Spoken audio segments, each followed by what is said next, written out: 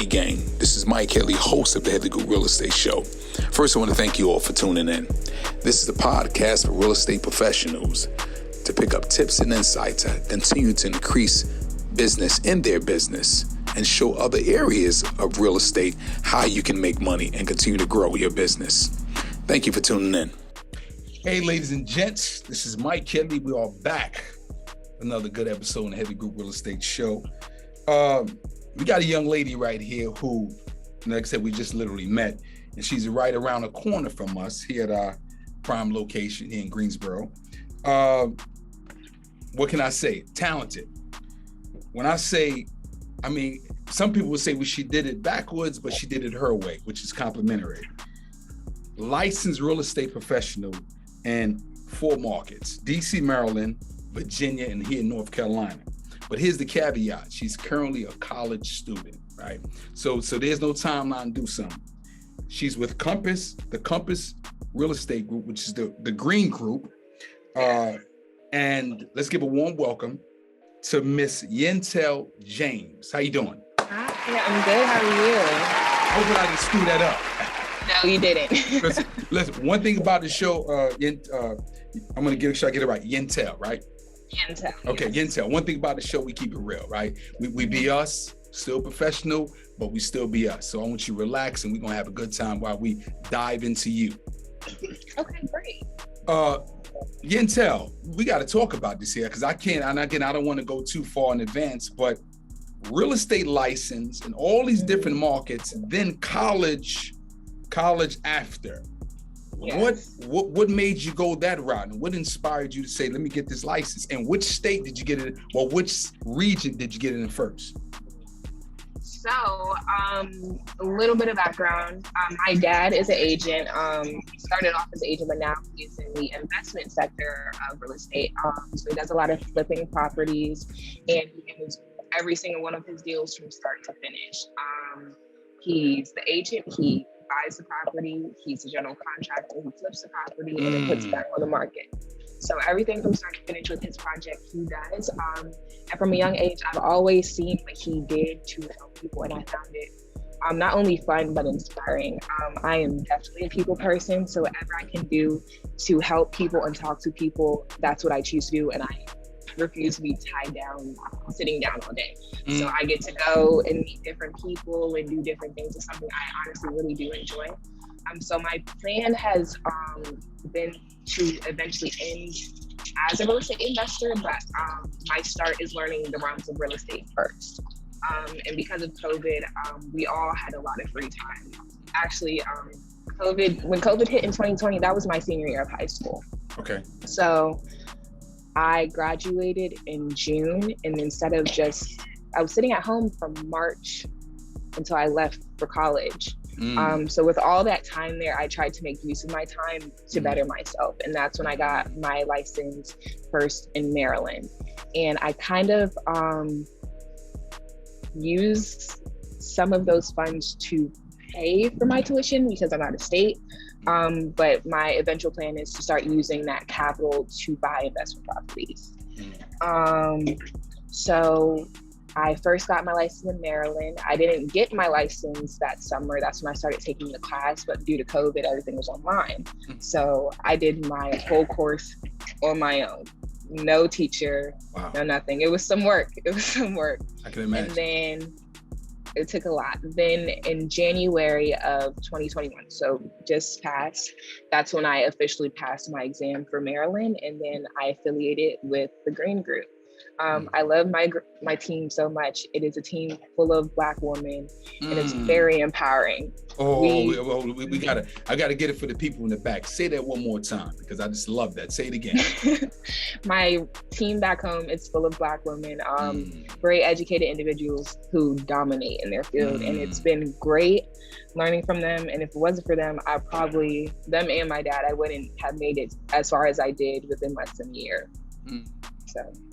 So it's fair to say that you was already in the culture of probably being greatness, so to speak. Yes. I'm just really amazed that you're licensed in all these different areas, and you're currently pursuing a degree in what? Management, business management. I've thought of switching to economics, but I think I'm going to stay here in the business management realm and go ahead and get an MBA and then get a doctorate in real estate development. Gotcha. So you're going down that path, and someone would say, okay, you're licensed in all these areas, but why would you want to continue to get a degree and get another one and get another one if you're licensed these areas? What would you say to that? It might be a little controversial, the way I think about this, but I am already a minority. I'm Black and I'm a female. So when it comes to being in the corporate setting with people of other backgrounds who aren't familiar with people with me, they won't respect me unless I have paper to back what I say. So I feel that it's best that I do have a degree, and the higher my degree, the more respect I might get from other people. Does that make sense? It makes sense. Gotcha. Well, one thing I just wanted to add that, I guess, in your short run, and how long you been licensed? January 2021, so 11 months. Okay, 11 months. So one, you know, your inspiration to definitely your peers. I mean, like I said, because I only have a license in one state, and you have license in all these different states. I mean, definitely kudos to you. Licensed 11 months. How many deals have you had? How many deals have you closed? I think about somewhere between 6 and 8. I can't really give you a number, but I think it's somewhere between there. If you want me to no, I can. No, you don't have to. But again, we got this section on the show where we just do a round of applause. You've been licensed less than 11 months and you closed 6 to 8 deals? 6 to 8 deals, right? Thank you. And let me tell you my reason why. And again, I'm going to use this episode to show other peers that it definitely can be done. You get some people been in the business, they don't even close 1 deal or 2 deals. You close 6 to 8 deals. Kudos. That first deal, walk us through it. And was it a difficult deal or was it a deal that's pretty easy because you had a good team behind you? So my first deal, it was in Maryland because I was only licensed in Maryland at the time. They were clients looking for their first time home buyers. So it was both of our first time. I don't tell any of my clients my age because I feel like sometimes that discredits me or my experience, because I know a lot more than I probably should because of my background. So my first deal, their budget was 1.2 million. So I was really excited because usually when people first start out, they don't start out with clients of that caliber, if you will. So they were the wife was very organized, so it made it a lot easier. She knew what she wanted. She knew where she wanted it to be. She knew her price range, and they were definitely qualified financially. So I first met them in person. We had a meeting. They were very friendly. We did 2 days of showing and got them under contract. Oh, that's easy. Oh, beautiful. I think we did about 8 or 9 showings. The listing agent wasn't the nicest person. He was actually very rude. And I think part of it was because of who I am. But I got that deal closed. My clients were satisfied. We even got them a seller's credit, I think. So that deal closed smooth sailing. We were even projected to close before 30 days. So it was very smooth, right to the point. They were actually a referral, and the brother-in-law called me and he just thanked me so much for getting them under contract and making it a smooth deal for them. And it really meant a lot to me because helping people, I really love helping people, and to feel that my work paid off, it really meant a lot. And from my first deal, I can tell you, I love what I do. So we got to dive into that. We're going to peel this onion back a little bit. You said you don't like telling people your age, right? Because they might say, well, what does she know? She's not experiencing. Really, you have a wealth of knowledge. What was it that gave you that confidence or that to make them to continue to work with you, or to say, hey, okay, I like her? What was that? Partially is COVID. I had on a mask. I look a lot older, but you can't see my face. Interesting. Yes. Okay. So I use that to my advantage. I also do wear glasses, so I chose to wear my glasses that day. And of course, I dress the part. Even as you see today, I have on a button up and a sweater. This is kind of dressed down for when I would be working. So just portraying myself in a professional manner, articulating my words, things like that. So wow, that's what I had to do. Yeah, and the reason why I'm saying is because you'll get somebody your age or probably a little older is probably wondering that. Such a huge deal for a young lady. I mean, it's phenomenal, right? Quick commercial break. If you're interested in a career in real estate, or you're a seasoned vet and you might want to change, new environment, you don't like the atmosphere you're in, the Headley Group Realty could be there to assist you with your career. What do we offer? Great culture, great environment, leads, and an awesome commission structure. Let us be there to support your business. One thing, you got to be in the state of North Carolina. Let's get back to the show. Now, 6 to 8 deals. Were any one of them deals a deal from hell, so to speak? Because if you have not experienced it, you're going to get one. Yes. It's not a lot. So talk to us about that. Yes, that deal, my gosh. So my clients, they were first-time home buyers as well. So with this one, their price cap was a lot lower. Okay. So of course that limits what we can get. Exactly. So then the listing agent wasn't really a listing agent. He was just there for paper purposes. He listed the property. That's it. Don't call me, call the investor. The investor didn't even have his disclosures done or disclaimers. None of it. I had to do it. He cussed me out. Really? The investor cussed. Yes, he cussed me out. Wow. And he cussed me out because my clients couldn't find insurance. My clients couldn't find insurance because the roof is over 30 years old. Okay. And the HOA company is ran by one person. And even though it's a condo, my clients got a condo, they wanted them to have HOA insurance. So that was an ongoing battle. I think we had to extend that deal about 2 weeks. 2 weeks, the deal almost didn't even close, but I had to fight both sides. I pretty much represented both sides. His agent did nothing. So I had to keep everybody calm. My clients, they're first-time home buyers, so they're really frantic. And then the investor, he was very rude. He didn't do a lot of the things that he should have. A lot of things in the house weren't up to par. So he wasn't the best investor. And I have my clients that are on edge because this is their first time. So just trying to keep everybody balanced out. It was a real test and a real challenge, but that one deal taught me a lot. It taught me a lot. Well, I always say that the true training comes in the midst of them hell deals, right?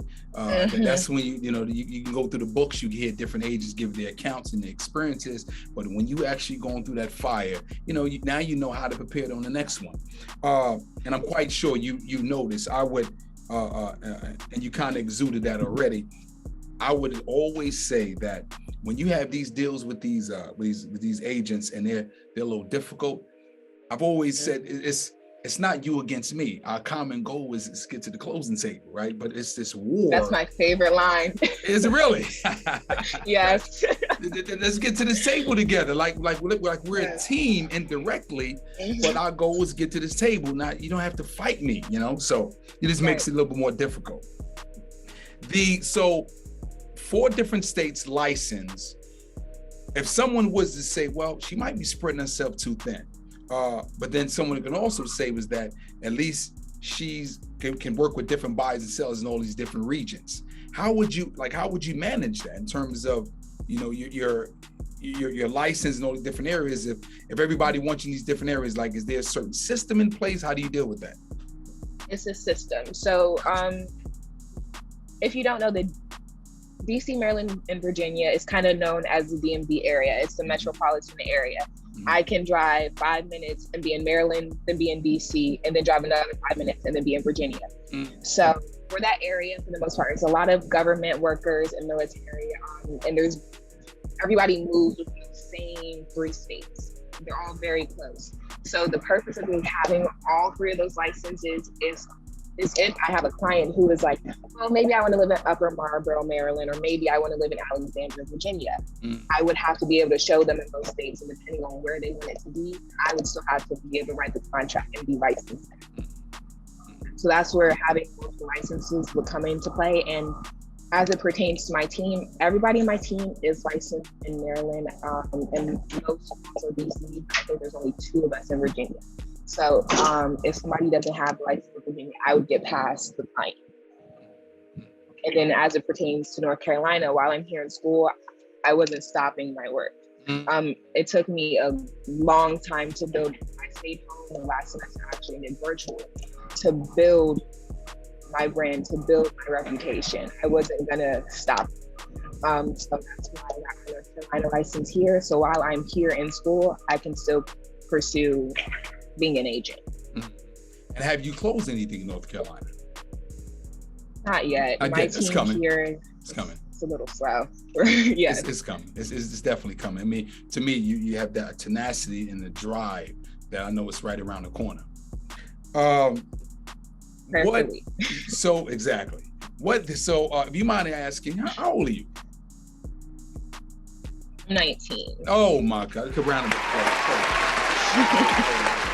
19 years old. I wasn't thinking about real estate, right? That's why I said this is going to be so inspirational to people who's thinking, man, should I get in? Nah, it ain't for me. Well, that's for the older folks. 19 years old and already killing it. By the time you're 30, you're going to be a multi-millionaire. Oh, I'm going to put that blessing out there to you. Yes, that's the goal.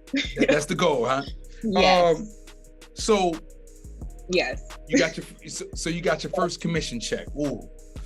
I know that was a nice one, right? First commission check, right? It was. So now you got that check in your hand, and typically I would think, and again, I don't want to speak for you, 19-year-old ain't thinking about investments, they thinking about the latest, whatever that thing is, right?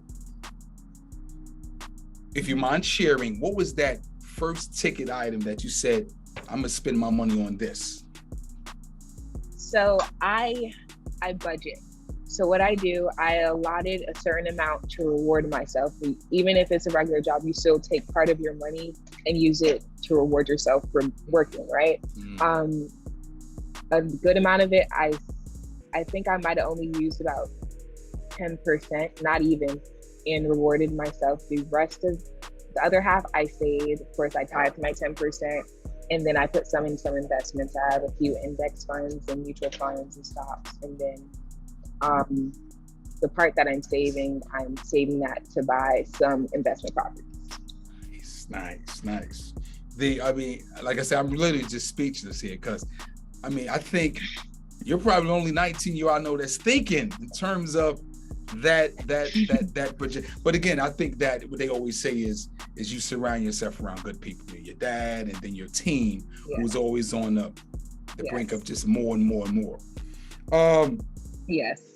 So tell us about what keeps you. I know you just got licensed, but what is that thing that keeps you motivated, that inspires you, that drive, that I just got to stay on top? Because we all know schoolwork is a beast.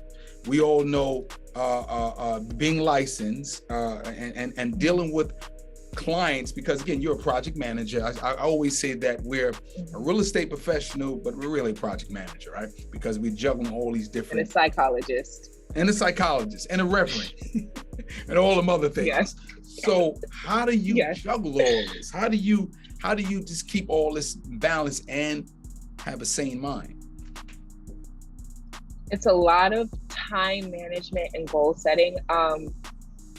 I am somewhat of a perfectionist. I am not going to lie to you. I set goals for everything. I give myself a timeline so I can get things accomplished, because if not, it's not going to get done. I just know where I want to be in life by a certain age, and my parents have afforded me a really nice life. They've taught me a lot. They provided a lot, whether it be financially or just educationally. So I want to be able to continue to have that. And I don't depend on anybody for anything. Sometimes I do call my dad, but I try for the most part to handle things on my own. So I know that comes with a big responsibility. And as it pertains to time management, I allot time for everything. I try to keep my weekdays strictly school. If other things come into play, I'll set time for that. And then I also try to make sure that I do things to not stress myself out, whether that be me going to go see a movie with my friends or just relaxing by myself. And then on Sundays, I try to go to church with some of my friends, but if I'm too overwhelmed for the week, sometimes I just have to take a day and decompress. Sometimes even just cleaning up and getting my life in order really does a lot to change the way I feel. So that's what I try to do to keep everything collectively organized, whether it be with my schedule or my mind or just getting the things done that I want to. So I know by me being a alumni of the illustrious North Carolina A&T State University, right? Just like Aggie pride. Aggie pride. Yes. I again, I don't want to assume, but I figure all these great things you got going on, are you part of any school organizations? I figure that. I was about to say, that's too much, because that can be quite demanding. Actually, I am. Oh, you are? Am. I forgot. Yes, I work with the Real Estate Foundation, the A&T Real Estate Foundation. Okay. I have an internship with them. So often they have luncheons and things of that nature.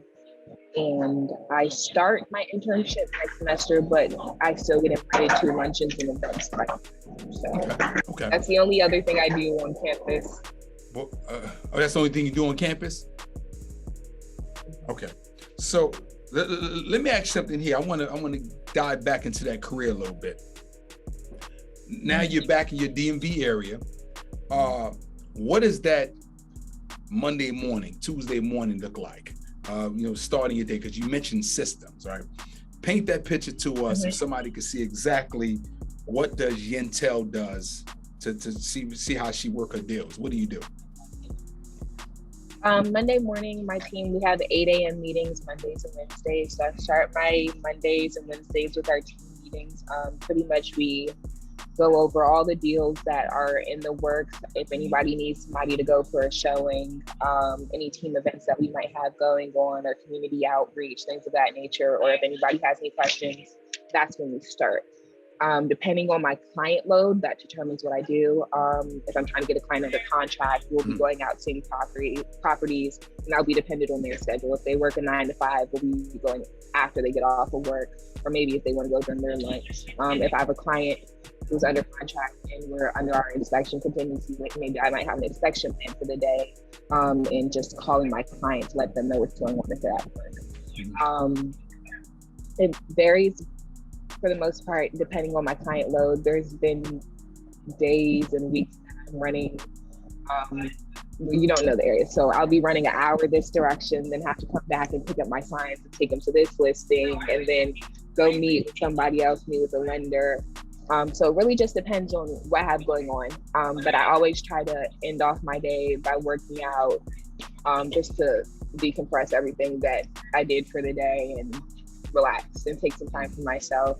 And then at night, I usually, I'll plan what I need to do for the next day. I might do a devotional, I might read, I might watch a TV show, whatever I feel like I need to do for the day to let go of everything that I had to do.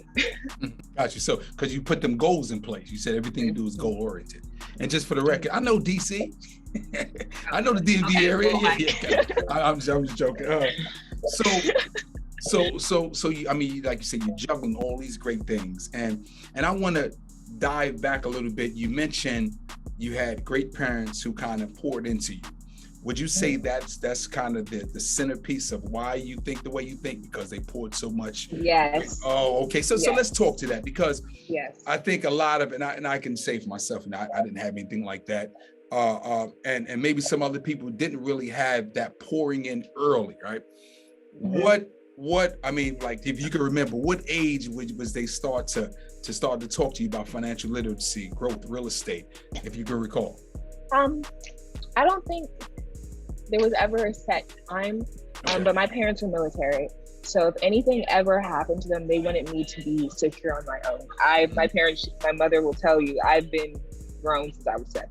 I can, something happened to them, I would be able to survive on my own. I would just need somebody there for paper purposes. So my mom has always taught me the importance of budgeting. It pretty much just started off tithe 10, save 10, pay your bills, and treat yourself. That's the basis of how it started. Say that one more time. What age she opened up that checking account? I think about 6 or 7. I was quite young. Yes. Okay. The real estate part, it was never really a talking to about. I just would tag along with my dad to work and help him pass out flyers and go with him when he would close deals. And it's just something that I found interesting. The big part of financial literacy really did start about 17 or 18 when I started to get ready for college. My parents, they didn't get the financial literacy that they're giving me.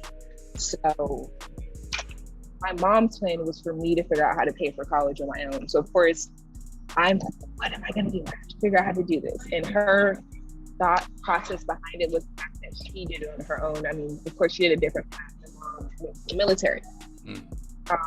So she didn't really think about how I would need help. So my dad's like, we got this, we're going to do it. And I was like, yeah, you're going to do it.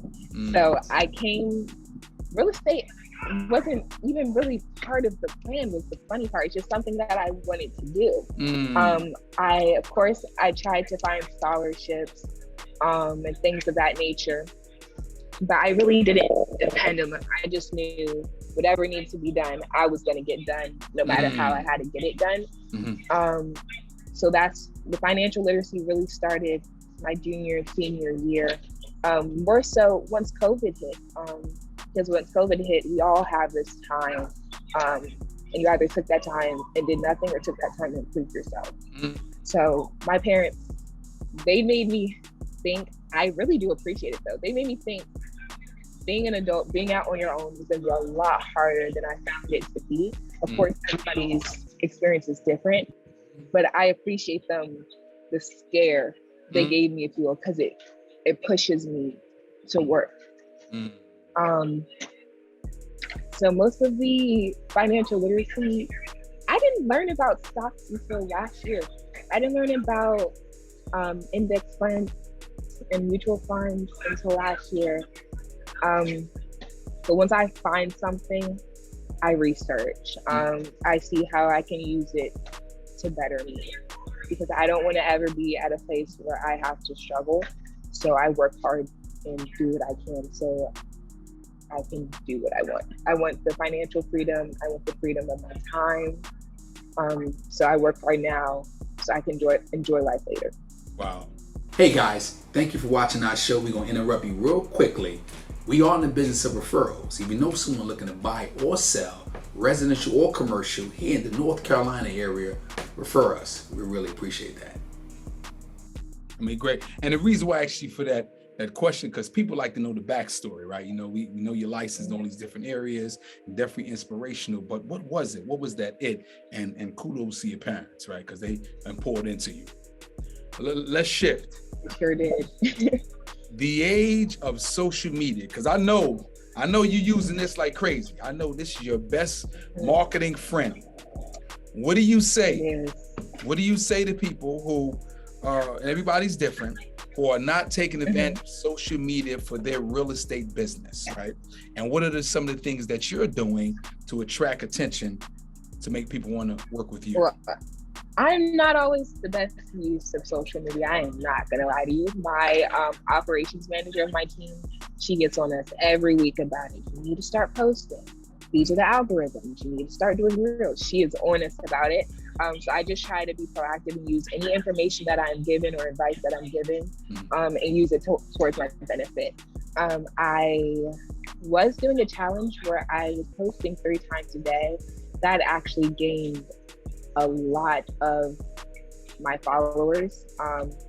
I'm not even sure how you found me, but probably from my social media and trying to post and using certain hashtags or reaching out to certain people. Reels actually do help a lot as well, even just as it pertains to networking on a day-to-day. If I'm out, I try to pass out some business cards depending on how I'm dressed and the appearance I'm giving off, because you know, if somebody comes up to you and they're not looking the best, you're like, I'm not working with them, you know.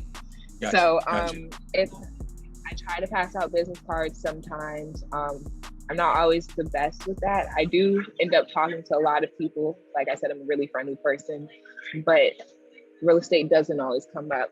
I try to make it, but if it doesn't, I'm not going to force the conversation with something that doesn't fit in the conversation. Correct. So I try to make use of social media, of meeting like-minded people, or finding preferred lenders, because if there's a lender, they're going to need an agent. Correct. If it's an inspector, they're going to need an agent.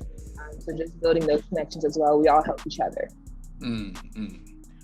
By you being on campus, you know, you're a sophomore, walking around, engaging, meeting people. You tell people, I don't know if you do tell people about you being licensed. Do you inspire people? Do you get people saying, I want to get my license. What do I do? All right. So do you have that happen? I do. It actually happens very often. At first, I don't like the necessary attention. I really don't. You're a superstar. Sometimes I try not. You're very rare. You are rare on that campus. I have all them licensed. So I try not to bring it up, but of course, I dress very professionally. I dress casual on an everyday basis. So people ask me why I dress like this, why this, why that. So of course it does come up in conversation. And I'm actually planning to maybe even do a seminar and a class on what I did, because so many people have asked me what I've done, and it gets a little repetitive answering the same thing. So why not just give it all out at once? That's it. So that's my project for December, to figure out how I'm going to organize that. But I really do like that I can inspire people to do things. I mean, college is not the only way to make money, and that's what we've been made to think. College or something illegal, right? That's not what you do. There's stocks, there's real estate, there's trades. So, because I know I've met a lot of friends here where paying for college isn't easy. So finding ways to pay for college is something that they can need. So if I can help somebody do what they need to do, help them do what they need to do by telling them what I did, I'm more than happy to do that. So if I can, I will. Just sometimes I don't like repeating myself, you know? So maybe just doing the seminar will help the information be available to everybody. I like that. Yentell, we ask every guest that come on the show, which, like I said, you gave us a lot of good golden nuggets, to give us 2 golden nuggets, right? Whether it be a book, quote, scripture, a good book, a good movie, anything that's inspirational, or just a good piece of advice, just so we can just get people that just inspire people. Give us 2 golden ones. What you got? It might be a cliche verse. For the most part, everybody knows this verse. Philippians 4:13. If you don't know it, feel free to go ahead and look. But I really do use that verse for almost everything I do. And when I get overwhelmed, I try to take a step back. I might journal. I might just look at where I am and reevaluate what I need to do in a more efficient way, where I don't stress myself out. And ultimately, I think if you have goals, that's all you need. Because if you have goals and you make the steps that you need to achieve them, the only person standing in your way is you. So I know I have a cousin. We're complete opposites. So what I tell him is, when you don't plan, you plan to fail. My mom used to always tell me that. So when you have a plan in place, you might not always hit your goals when you want to, but as long as you're trying, that's still progress, you know? So setting my goals, I feel like those keep me from a very different path than my peers, you know? Some people they're doing some things that I know this is doing, or are taking advantage of the opportunity we have being here. Especially at the HBCU, we have so many recruiters and people of that nature coming here looking for us. They want us. They want to give us those 6-figure jobs. They want to give us those internships. So I feel like if you don't plan and see your end goal, you're not going to get what you want out of life. I just, regardless of what I do, I try to make my family happy and make God happy. So as long as I do those, I feel like I'm making progress. Wow. Good, great stuff right there. Now, we usually ask this. I usually ask this question like pretty much in the middle. But is there a question that you would like to answer that you would like? Is there a question that you would like to answer that I didn't ask you? I feel like you touched on the basics.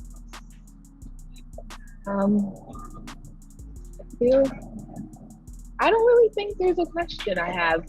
If there's any more information, I'm more than happy to share. But I don't think I have any question that I would want to answer that you haven't asked.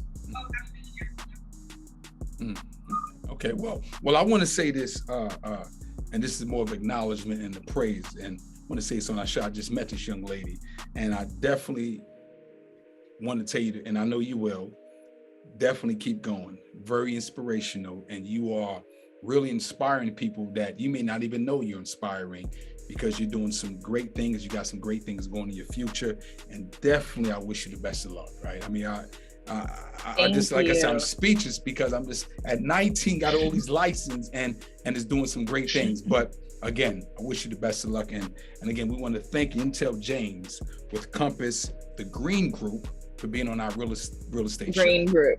The Green Group. I'm sorry Yes. about that. The Green Group. Yes. And we will see you all next time on Headley Group Real Estate Show.